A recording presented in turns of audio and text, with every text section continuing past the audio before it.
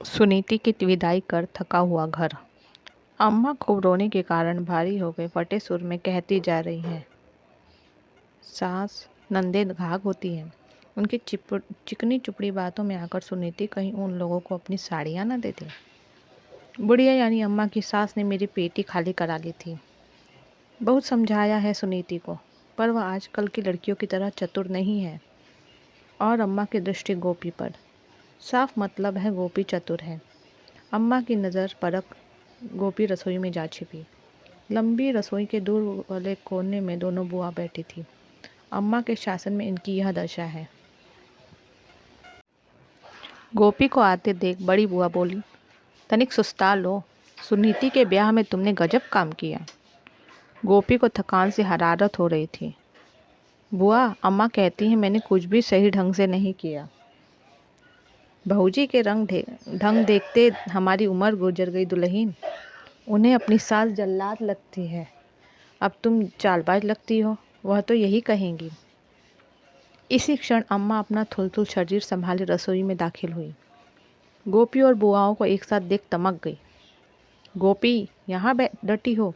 थकान से मेरा सिर फट रहा है, तेल मालिश कर दो, तनिक ठीक हो जाए। दोनों बुआ समझ गई। गोपी का उनके पास होना अम्मा को चालबाजी लगता है।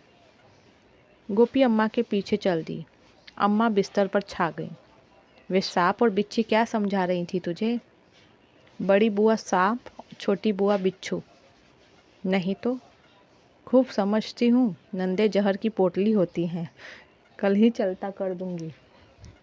अम्मा का संपर्क डेंजर जोन होता है। तथापि गोपी थोड़ा मुस्कुरा दी कि अम्मा की तीनों बेटियां भी जहर की पोटली। गोपी की मुस्कान का अर्थ समझ अम्मा की चमड़ी चुनचुनाने लगी। क्यों मुस्कुराई?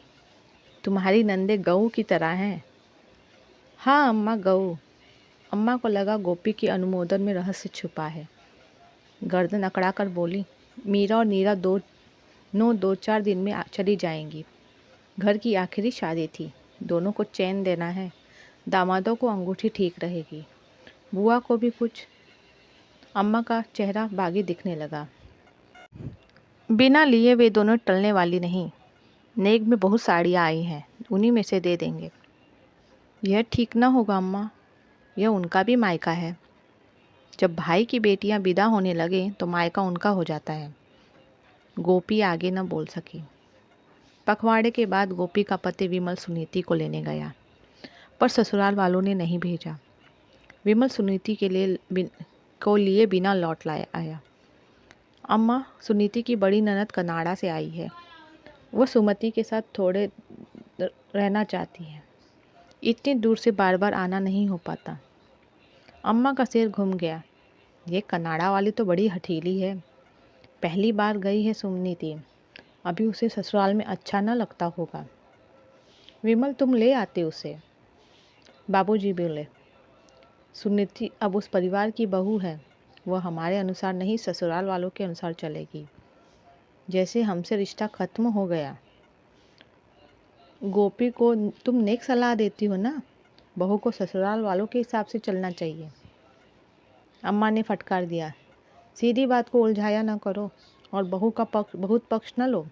सिर पर बैठेगी और बुढ़ापे में एक लोटिया पानी न देगी। बेटियां पूछ ले तो पूछ ले। मीरा जीजी और नीरा जीजी न अम्मा की सेवा करती हैं न काम में मदद। उनके आने पर अम्मा खास सतर्क हो जाती हैं, बेटियों की सुख सुविधा में कमी न रहे। तब भी अम्मा को गुमान है बेटियां बुढ़ापा पार कराएंगी। सुनीति अगले सप्ताह आ गई। अम्मा उसके बैगों की गुप्तचरी में लग गई। 3 दामी साड़ियाँ नदारद। सुनीति, साड़ियाँ सास ने हड़प ली? नहीं अम्मा, मैंने एक बड़ी ननद, जेठानी और माता जी को एक एक दे दी। पुत्री की नादानी अम्मा को नागवार लगी। इतना सिखाकर भेजा पर तुझे अकल ही नहीं है। अम्मा, भाभी जब पहली बार आई थी तो तुमने उनकी 3 साड़ियाँ रख ली थी, मीरा जीजी, नीरा जीजी और अपने लिए। मुझे लगा माता जी जबरन रखें, इससे बेहतर है मैं अपनी इच्छा से ही उन्हें दे दूं। यह क्या कि माल भी जाए और नाम भी न हो। इसी तरह लुटाती रही तो सास नंदे तुम्हें कंगाल बना देंगी। हाँ, कह देती हूँ, अभी सब नया है, इसीलिए तुम्हें सब हरा ही दिखाई देता है। जल्द ही पता चलेगा सास नंदे जहर की पोटली होती हैं। सुनीति हंस दी। तब कहो अम्मा, मैं और तुम जहर की पोटली हैं। मैं भाभी की ननद, तुम सास। पता है मुस्कुराकर जुर्म कर रही है, लेकिन गोपी मुस्कुरा दी। अम्मा मुस्कुराहट सह न सकी। गोपी, सिर पे न बैठो, चाय बनाओ। अच्छा अम्मा। गोपी चाय बनाने चली गई। इधर अम्मा सुनीति को मंत्र देती रही कि वह ससुराल में गुलाम बनकर नहीं, मालकिन बनकर रहना सीखे। जबकि अम्मा ने गोपी को गुलाम से अधिक कभी नहीं माना। गोपी मायके जाए या न जाए या कब जाए, यह अम्मा तय करती हैं। गर्मी की छुट्टियों में गोपी के मायके में सभी भाई बहन एकत्र होते हैं कि सबसे मिलना हो जाएगा। इधर यही समय गोपी की नंदों के आने का होता है। अम्मा उसे जाने की अनुमति नहीं देती। जब गोपी मायके जाती है तब भाई बहन जा चुके होते हैं। एक दिन उसने अम्मा से कहा था, जाने दो अम्मा, शादी के बाद मैं अपने भाई बहनों से कभी ठीक से नहीं मिली हूँ। अम्मा का स्पष्ट जवाब, तुम्हें अब हमारी सुविधा इच्छा देखना चाहिए। मीरा और नीरा साल भर में आते हैं, पर उनका ख्याल नहीं। भाई बहनों का बहुत ख्याल रखती हो। मीरा और नीरा के आगमन पर गोपी दिन भर चूल्हा संभालती है। विमल बड़े बड़े झोले लिए बाजार दौड़ता है। मीरा और नीरा का पूरा समय ताश, सैर सपाटे, बाजार में गुजरता है। आमोद प्रमोद में अम्मा तल्लीन हो जाती है। सुनीति 6 माह बाद मायके आई। अम्मा और गोपी के लिए साड़ी लाई। अम्मा से नहीं देखा गया। मेरे लिए तो ठीक है, पर गोपी की चमची न बनो। अम्मा, भाभी को भी लगे कि कोई उनका ध्यान रखता है। वो हम सबका ध्यान रखती है। बहू की लगाम जितना कसो उतना ही कायदे में रहेगी। भाभी ने कभी कायदा नहीं तोड़ा अम्मा। ये बहस करना ससुराल में सीखा? हाँ, मैं बहू बनी तो पता चला कि बहू की कुछ भावनाएं होती हैं। वह मान और सम्मान चाहती है। मेरी बड़ी ननद कनाडा लौट गई, पर छोटी के नखरे, उसकी जूठी थाली तक मैं उठाती हूँ। अम्मा सदमे में। सुनीति, तुम उसकी गुलाम नहीं हो। पर बहू तो हूँ। बहू को ये सब करना चाहिए। अपने ही घर में देखती हूँ अम्मा। गोपी भाभी गई भाड़ में। दामाद जिसे कहो तुम्हें अपने साथ ले जाए। अच्छी पोस्ट में है। तुम क्यों दबोगी इस चुटकी ननदिया से? वे ले जाना चाहते हैं, पर माताजी कहती हैं कुछ दिन हमारी सेवा करो। तुमने फेरे माताजी के साथ लिए हैं? बिटिया, तुम इस बुढ़िया की लगाम कसो। अम्मा गोपी की लगाम कसना चाहती हैं और चाहती हैं सुनीति अपनी दुराचारी सास की लगाम कसे। नहीं अम्मा, वो अपनी माँ के समान सामने मुंह नहीं खोलते। ऐसे भक्त हैं अम्मा के प्रभु। अम्मा को विमल पत्नी भक्त जान पड़ता है, दामाद मातृभक्त। मैं चलूँ अम्मा? भाभी का काम में हाथ बटा दूँ? 4 दिन को आई हो, सुस्ता लो। अम्मा, यहाँ आदत बिगाड़ लूँगी तो ससुराल में अखरेगा। सुबह 6 से रात 12 तक काम और काम। सुनीति, तुम्हारी तो मजदूर से भी खराब हालत है। गोपी और सुनीति रसोई में आ गई। गोपी पूछने लगी, सच कह रही हो क्या सुनीति? भाभी, मुझे कोई तकलीफ नहीं है, वे अच्छे लोग हैं। मैं अम्मा को महसूस कराना चाहती हूँ कि वे जो व्यवहार तुम्हारे साथ करती हैं वही बेटी के साथ हो तो कैसी आग लगती है। पर तुम अम्मा से ये सब नहीं बताओगी? आगे आगे देखो होता क्या है। फिर सुनीति अपने 2 माह के बच्चे को लेकर मायके आई। अम्मा जल्दी ही मुख्य मुद्दे पर आ गई। सुनीति, बरही में मैंने काफ़ी सामान भेजा था। सास ने हड़प तो नहीं लिया? उन्होंने नहीं हड़पा, मैंने ही सब उन्हें सौंप दिया था। वे बोले बेटा हुआ है तो सबका नेक बनता है। सास, दोनों नंदों और जेठानी को हम लोगों ने सोने के कंगन दे दिए। अम्मा पर गाज गिरी, बेसहुर, कंगाल हो जाएगी। न देती तो आपके दामाद को बुरा लगता। अपनी बड़ी बहनों को देखो, पति को मुट्ठी में रखती हैं। कुछ सीखो। स्त्रियों की मनोवृत्ति विचित्र होती है। बेटी को पढ़ाती है, पति को मुट्ठी में रखो। बहू को आरोप देती है, यह मेरे बेटे को मुट्ठी में रखती है। अम्मा, यह गुड़ तो हमें आता नहीं, तुम्ही से जाना है। पहली संतान, वह भी पुत्र हो, तो सास नंदों को कुछ देना चाहिए। गुड्डू हुआ तब तूने भाभी के कंगन उतरवा लिए थे। दोनों जीजी और जीजाजी को क्या क्या दिलवाया था, जबकि विमल भैया और भाभी की अलग से कमाई नहीं है। विमल भैया बाबूजी के साथ दुकान संभालते हैं। मुझे याद है अम्मा, भैया सुनार की दुकान में जाकर भाभी के झुमके और अंगूठी साफ करवा लाए थे, जीजी लोगों के लिए। सुनीति के द्रोह ने अम्मा की नींद उड़ा दी। दोनों बड़ी अम्मा का निर्देश मानती हैं, लेकिन सुनीति हौसले पस्त किए देती है। लड़की का यही आचरण रहा तो बेजुबान गोपी की जुबान गजभर लंबी हो जाएगी। गजब कर रही है लड़की। गर्मी में अम्मा ने तीनों बेटियों को बुलवाया। मीरा और नीरा ने योजना बना ली, लेकिन सुनीति तो मानो उल्टी ही चाल ही चलेगी। फ़ोन कॉल किया, उसकी तबीयत खराब चल रही है। संभव हो तो भैया भाभी कुछ दिनों के लिए आ जाएं, मदद मिल जाएगी और गुड्डू की आउटिंग भी हो जाएगी। भाभी नहीं आ सकती तो वह अपनी सास और छोटी ननद को बुला लेगी। अम्मा के सामने बड़ा चक्कर है। गोपी जाती है तो मीरा और नीरा के स्वागत में भारी कमी होगी।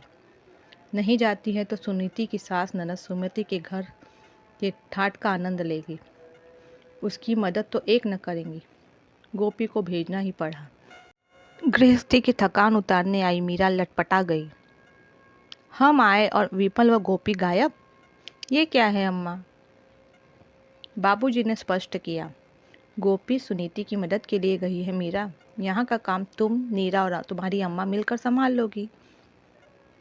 दोनों बहनों के चेहरे दुखी हो गए। नीरा को बेइज्जती जैसा कुछ महसूस हुआ। यहाँ भी चूल्हा फूकूं? सुनीति को भी अभी बीमार पड़ना था। गृहस्थी का अपार काम और गोपी नदारद। अम्मा को तत्काल समझ में आ गया कि गोपी के बिना वे घर नहीं चला सकती। काम करने की आदत नहीं तो जोड़ों में पीड़ा हो गई। मीरा और नीरा रसोई में घुसी तो खाना कम बनाती, सुनीति और गोपी को अधिक कोसती। जल्दी ही मीरा ने ऐलान किया, अम्मा, हम लोगों को दक्षिण भारत घूमने की योजना है। यहाँ का देख सुन लिया। अम्मा उदास हुई। रुको ना, फिर छुट्टियाँ खत्म हो जाएंगी और दक्षिण भारत जाना नहीं हो पाएगा। नीरा जान गई कि मीरा चतुराई दिखाते हुए भाग रही है। उसे अपनी बेटी का क्रैश कोर्स याद आ गया। अम्मा, जाना पड़ेगा। नीली को एक क्रैश कोर्स करवाना है। नीरा, तुम भी? मुझसे तो 2 आदमी का खाना नहीं बनाया जाता। आदत छूट गई है। तो गोपी को बुलाओ। वहाँ जमकर बैठ गई। गोपी की बुराई पर अम्मा पुत्रियों के साथ सुर में सुर न मिला पाई। कुछ कहते न बनता था। बाबूजी ने कहा, तुम लोग जाना चाहती हो तो जाओ। तुम्हारी जिम्मेदारियां हैं, व्यस्तताएं हैं, यहाँ का हम दोनों संभाल लेंगे हैं। बरस हुए अकेले नहीं रहे। अब देखें अकेले रहने का क्या मज़ा और क्या परेशानियां होती हैं। परिस्थिति में भारी उलटफेर हुआ। न सैर सपाटा, न पुत्रियों के लेन देन को लेकर अम्मा ने हड़कंप मचाया। और अब खाली घर, 2 प्राणी। अम्मा सामर्थ्य भर काम करती, पर काम पूरा न करने पर बाबूजी अलग हौसले तोड़ने वाली बात करते। तुम जिन लड़कियों का यशोगान करती हो, लो वे पीठ दिखा गई। चाहती तो हो भीतर की भड़ास निकालकर तबीयत हल्की कर लो, पर झिझक हो रही है ना? होती हैं कुछ स्त्रियां, सेवा बहू से लेती हैं, श्रेय बेटियों को देती हैं। मैंने बार बार तुम्हें कहा कि जो विमल और गोपी हमारा इतना काम करते हैं, उन्हें न सराहो तो कोई बात नहीं, पर परेशान भी न करो। बाहर वाले मदद को नहीं आएंगे, यही लोग काम देंगे, तो क्या हम उन्हें थोड़ा सा प्रेम और महत्व नहीं दे सकते? अमर बेल का स्वभाव जानती हो, जिस पेड़ पर चढ़ती है उससे अपना पोषण लेती है और उसे सुखा देती है। फिर कहता हूँ गोपी से सहारा लो, पर उसे ठूठ न बना दो। वह विद्रोह कर दे तो हम इस बुढ़ापे में क्या करेंगे? उसके हाथ पैर मजबूत हैं, हमारे थक रहे हैं। विमल और गोपी अलग हो जाएं तो वे अपना काम चला लेंगे, हम अकेले नहीं चला सकेंगे। मीरा और नीरा को देख लिया ना, फिर मैं उन्हें दोष भी नहीं देता। अपनी गृहस्थी बसाने के बाद वे तुम्हारी गृहस्थी का बोझ अपने ऊपर नहीं ला देंगी। काम गोपी ही आएगी। पर तुमने कभी उसे महत्व नहीं दिया। उसे स्नेह और महत्व दो तो वह तुम्हारी सेवा मन से करेगी। देखो, मशीन के कल पुर्जों की देखभाल न करो तो एक दिन वे काम करना बंद कर देते हैं। गोपी तो इंसान है, उसकी संवेदनाएं हैं, इच्छाएं हैं, अधिकार हैं। अम्मा सुनती रही बाबूजी की बातें। शायद वे पहली बार चित्त देकर सुन रही थी, वरना पुत्रियों को अपना बल मानने वाली वे धीरज से किसी की नहीं सुनती हैं, मनमानी करती हैं। इस वक्त खुद को दुर्बल पा रही हैं और बाबूजी की बातों में उन्हें सारा सार दिखाई दे रहा है। यही वजह रही वापस आए बेटे बहू से पूछने की। उन्होंने पूछा कोई तकलीफ़ तो नहीं हुई? आवाज़ नम है, लहजा नरम। गोपी ने सोचा था अम्मा एकदम दंगा कर देंगी कि यहाँ लड़कियाँ तंग हुई और यह आनंद लूटने गई थी, लेकिन तस्वीर बहुत भिन्न।